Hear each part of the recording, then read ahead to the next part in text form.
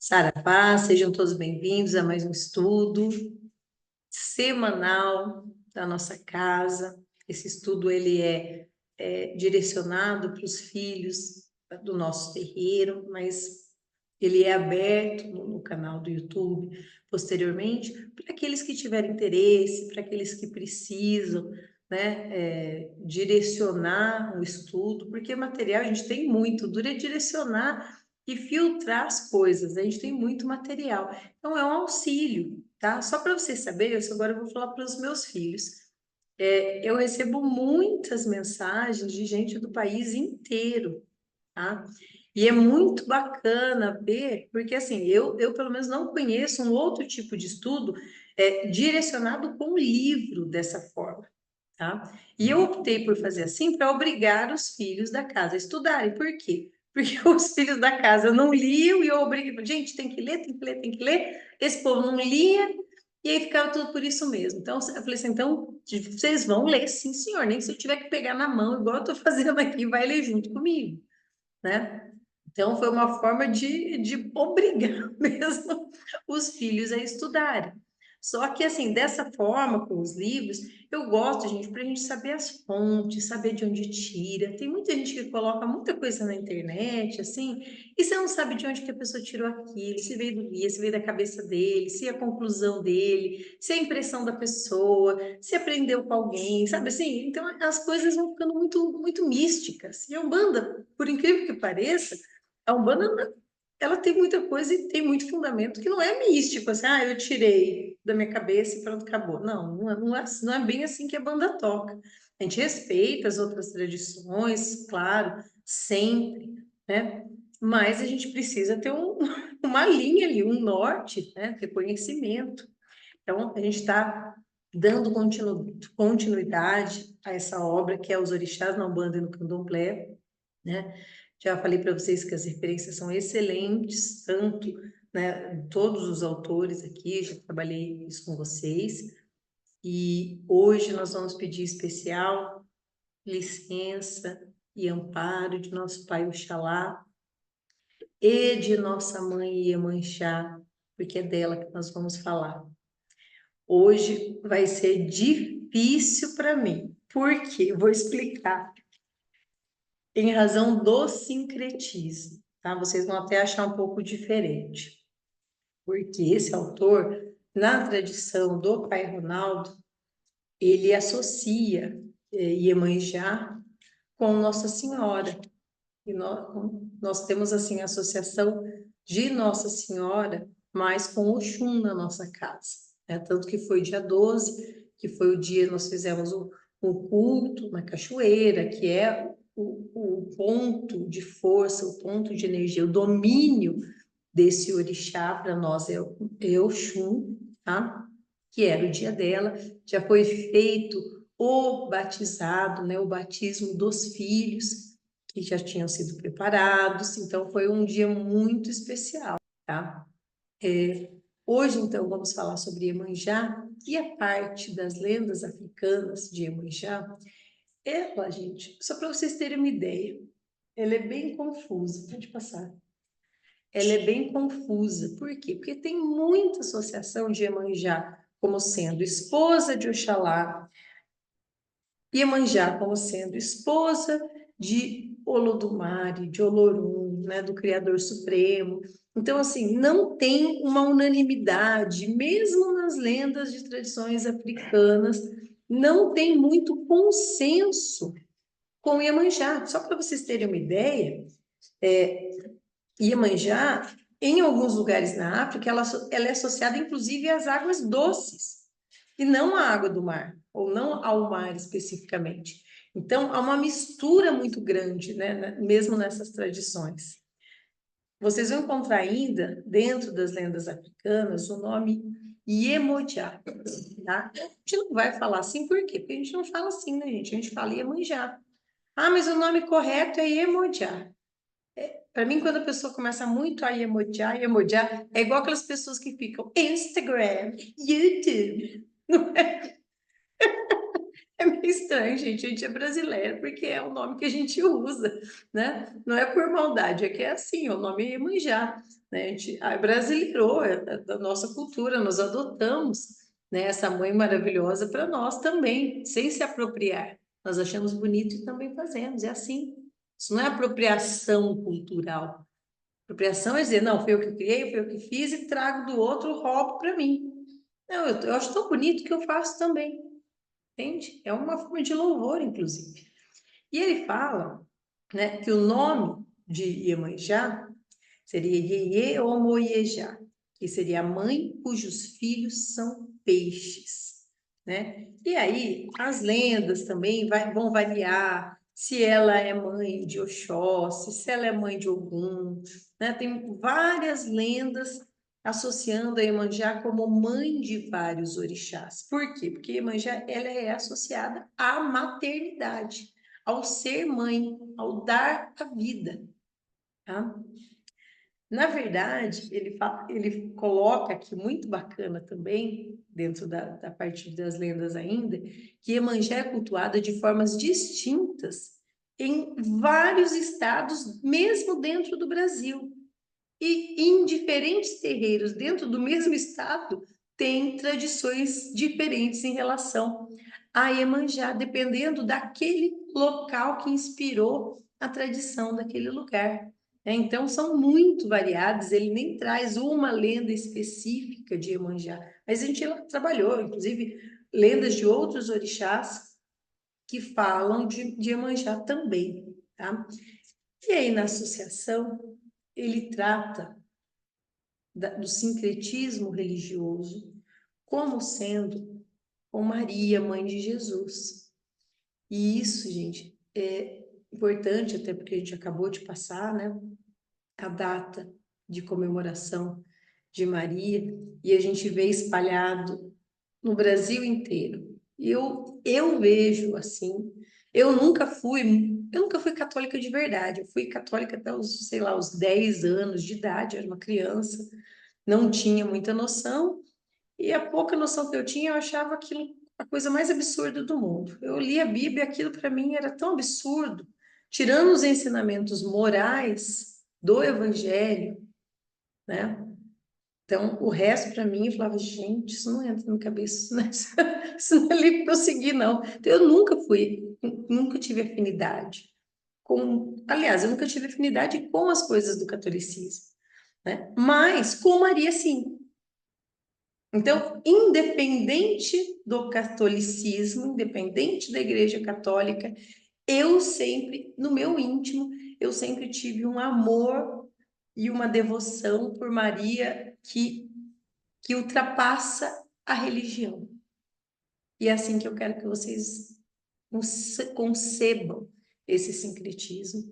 E, inclusive, gente, se a gente tem na figura do Cristo a imagem de perfeição moral, daquilo que a gente deve seguir, a gente tem na imagem de Maria a mãe e o amor que é o amor ideal de mãe. E como mãe do Cristo e mãe de todos nós. Então, não há um ser. Olha, você pode ter a religião que você quiser, sinto muito.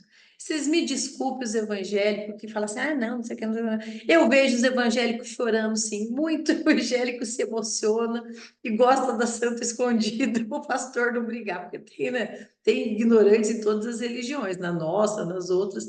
Então, todo mundo ama a santa, não adianta. Ela é a padroeira do nosso país, ela é a padroeira do nosso coração, ela é assim, em muitos aspectos, é, é, é, é o nosso alicerce, às vezes até na fé. Eu já cheguei a ler com vocês um trecho de um livro que é muito bonito, O Guardião das Sete Cruzes, que é a história de um papa que ele se transforma, depois de morto, em um Exu, mas depois de muito sofrer, tá, gente? Não foi fácil assim, não. Sofre que nem um trapo velho. E aí ele se torna, depois de um certo tempo, Exu. E a conversa que ele tem, ele pecou, gente, se existe pecado na Igreja Católica, aquele homem fez de tudo. Ele fez diversos abortos, engravidava a mulherada, engravidou até a tia dele. Era o diacho do homem. Pensa num papa torto. E aí, depois de morto, ele não tinha coragem de se referir ao Cristo. Por quê? Porque ele falava assim, como eu era o representante da tua igreja, né? Falava mentalmente com Cristo. E eu fiz tudo isso, eu não sou digno nem de me dirigir a palavra ao Cristo. Nem em oração. Tamanho era o remorso, culpa que atingia a sua consciência. Mas com Maria, não. Então, quando ele serviria, ele falava assim, eu fiz tudo, fiz coisas horríveis, mas eu nunca tentei contra ti, Mãe Santíssima. E aí, eu já li, já chorei nesse livro com vocês. Procurem lá nos vídeos antigos. Maria vem e fala com ele. E aí é uma chororô só, né? Quando que ela... Inclusive, ele fala que ela é pertencente ao trono de Oxum. É um livro de Umbanda Sagrada, tá? Que é pertencente ao trono de Oxum, a um dos altos tronos, o terceiro na hierarquia, nos tronos da divindade Oxum. Então, é muito bonito, vale a pena ler esse livro.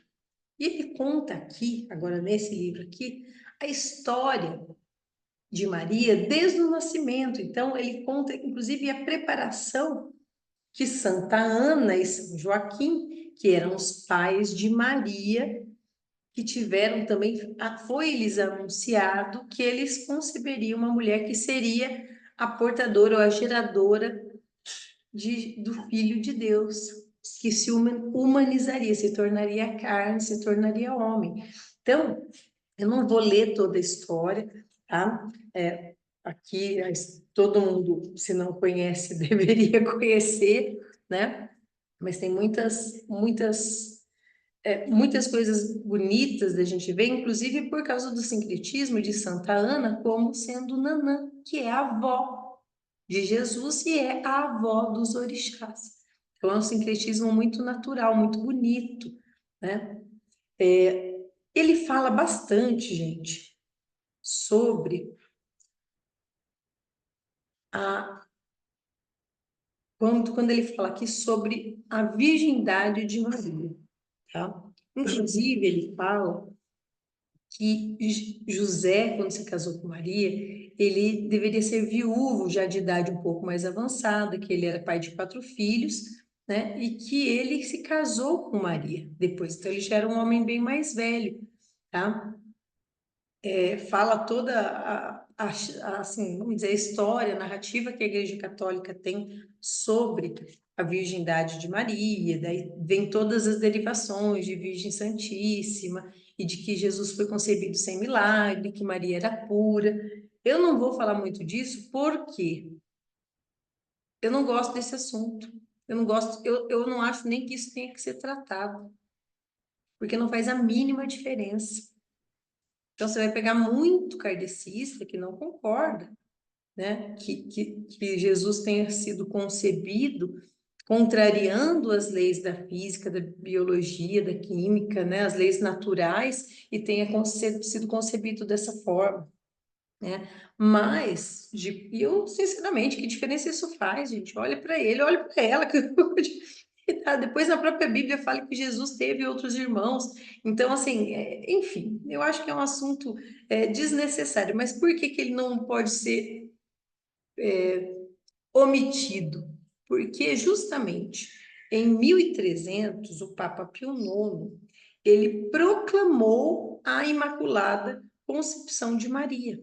Então, foi um decreto oficial da Igreja Católica promulgando que a Virgem era, que a Santa Maria era uma Virgem Imaculada. E isso, gente, não, pelo amor de Deus, isso é opinião minha. Eu vejo muito mais isso com a igreja usando isso como uma forma de manipulação dos seus fiéis para tratar o sexo como pecado do que qualquer outro. Então, porque assim, Por que que mulher não pode ser papa, por exemplo? Por que que mulher? Então, assim, a igreja, por 2000 anos, afastou as mulheres de tudo. Mas por que que Maria? Ah, não, porque ela era virgem. Ah, então a mulher que faz sexo não presta. Entende? Então, assim, essa é a minha visão. Inclusive, é uma das minhas visões pelas quais eu deixei tão pequena o catolicismo. Tá? Eu não conseguia aceitar esses dogmas. Mas, gente, é a minha visão, e essa visão é tão, assim, é tão técnica, não é para isso, isso não importa. Eu gosto da santa, não, se ela era virgem, se ela não era virgem, nada disso faz diferença, tá?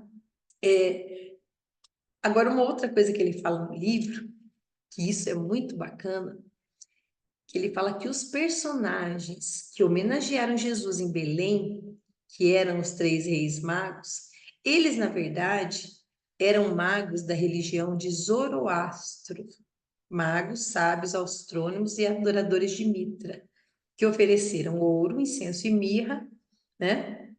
Que se referia aos três primores que ofertavam o Sol, Filho de Deus, e a Mitra, o Cristo.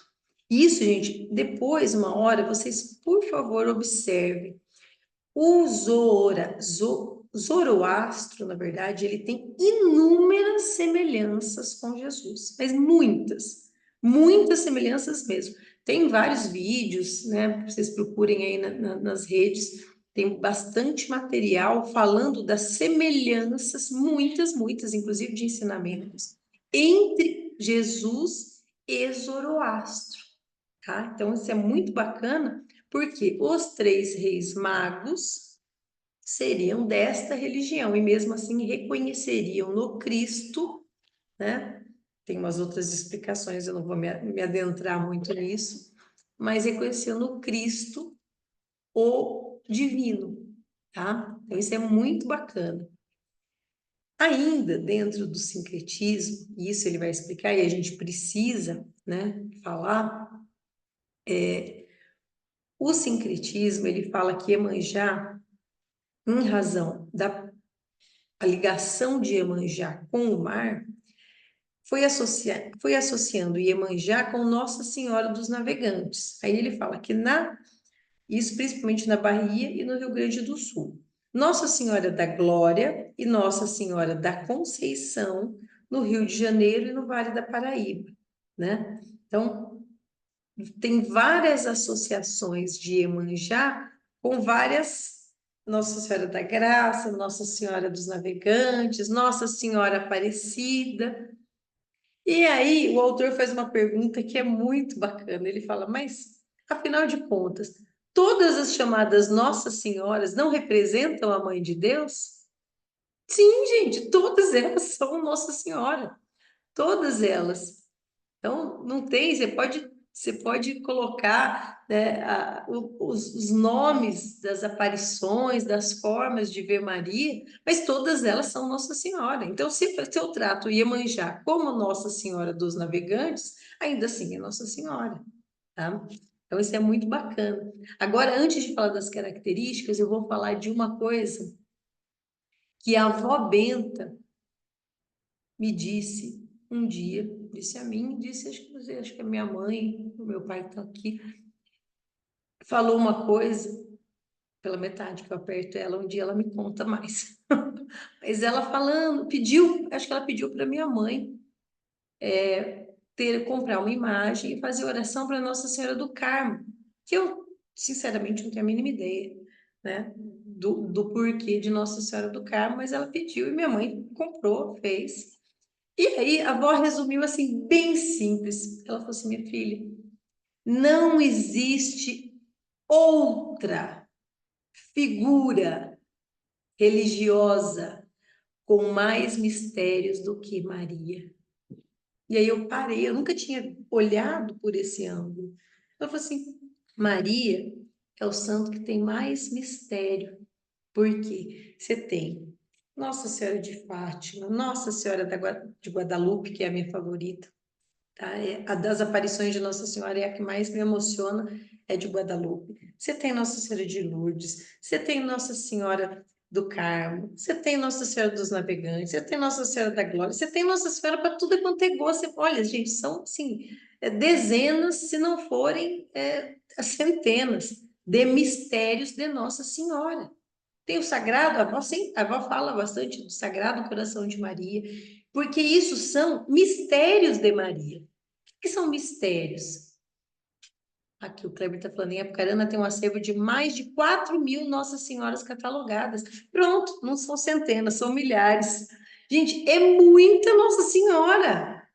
Que outro santo que tem tanto mistério? E por que ela fala mistério? Porque cada uma dessas Nossas Senhoras, elas são portadoras de um mistério de Deus. O que é o mistério de Deus? É uma forma de Deus se manifestar. Então, quando eu falo, né, de uma determinada Nossa Senhora, ela tem sempre associado a ela um determinado poder, vou dizer assim, né? Porque é um mistério de Deus, uma forma de atuação, um socorro específico para uma causa que ela dá. E todas elas são Maria. E nenhum outro, nem Jesus. Não tem esse tanto de mistério de dizer. Ela falou assim, Maria, né, dela brincou e falou, nenhum outro santo tem tanto mistério quanto Maria. Porque os mistérios de Maria são aí, ó, aos milhares. Ela realmente se multiplica para atender todos os seus filhos de todas as formas que eles pedem.